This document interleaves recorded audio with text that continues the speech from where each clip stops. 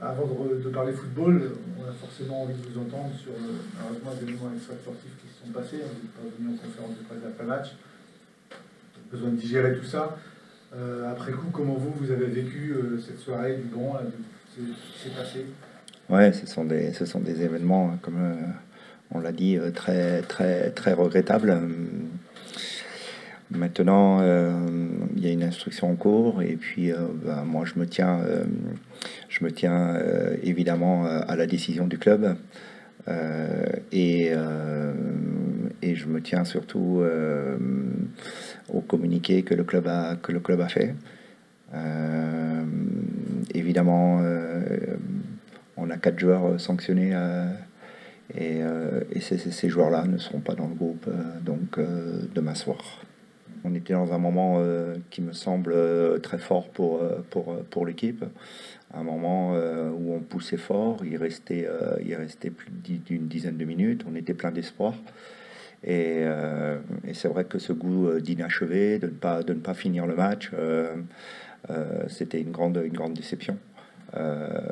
Évidemment pour moi, pour mon staff et bien sûr pour les joueurs.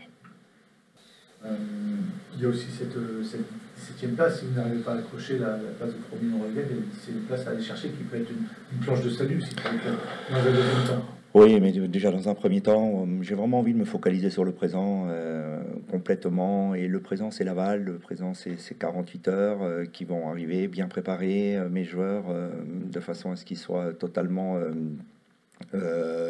ambitieux, totalement mobilisé pour ce match-là et encore une fois pour se donner toutes les chances sur ce dernier match contre Annecy. Donc faut y aller, il reste deux étapes, deux grandes marches et il faut franchir cette avant-dernière marche de façon victorieuse parce que c'est ce qui va nous permettre ensuite contre Annecy d'être dans les meilleures conditions. Donc on ne peut pas parler tout de suite de la fin du championnat, il faut inévitablement passer par ce moment de demain soir où il faut que ce soit un moment victorieux encore une fois pour que cette que ce dernier match on puisse jouer notre maintien. Cette mentalité troyenne, c'est-à-dire de rebondir dans les moments difficiles. Et là, on passe un moment difficile et cette mentalité-là, il faut la mettre à jour parce que bah, c'est dans ces moments-là qu'il faut rebondir. Et j'ai vraiment envie d'emmener tout le monde dans cette idée-là.